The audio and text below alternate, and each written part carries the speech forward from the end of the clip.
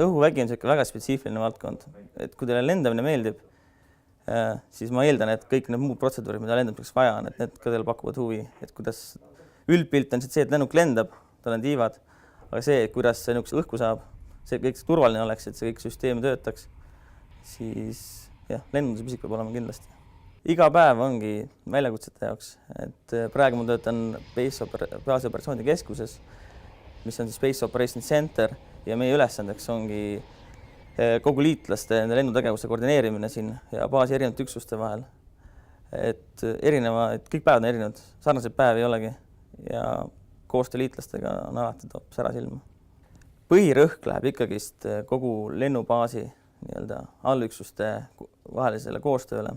Et meil on olemas siin perrooniteenindus, meil on olemas pääste, meil on olemas kütuseteenistus ja kogu selle nii-öelda, et need lennukid nii-öelda saaksid siin opereerida. Selleks on vaja kõik need lennud eelnevalt kooskõlastatud üksuste vahel, et ei oleks kattuvusi, kas nad siia perroonile ära mahuvad, kas kütust jagub, kas päästekategooria on vastav õhusõidukile või siis mitte.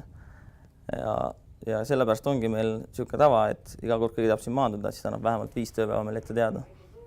Ja siis baasioperatsioonid koordineerivadki seda.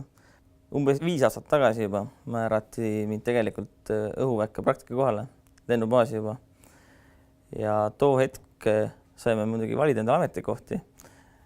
Mulle tundus kõige ahvatlevam lennujuhtimissüsteemide insener, kuna ma polnud õrna aimugi, mis endast kujutab. Ja pärast seda valikut oligi see, et kõik oligi uus ja huvitav. Kuna ma teadsin, et see on nagu ka infosüsteemide üksuses ja ma ise olen tegelikult IT-ga hobi korras tegelenud ka juba keskkooli ajast, siis tundus siuke hea väljakutse, kus saab just oma hobi poole ja kõik selle kokku panna.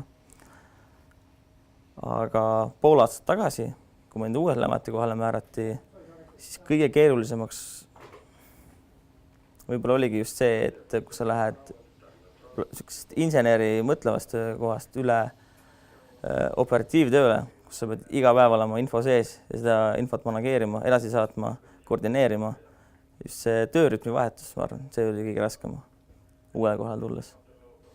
Ma arvan, et pärast sõjaväe lõpetamist ei olnud keeruline siia tööle tulla, kuna praktika oli juba pool aastat pikk ja me tulime siia, siis meil oli ühtse meeskonnana, et meid määrati ühe koha peale, ühte majja tööle 4 ja kõik inimesed, kes seal olid praktika käigus juba õppisime tundma üksteist ja minu arust see üleminek vähemalt siia tööle tulles oli küll väga sujuv ja väga hea.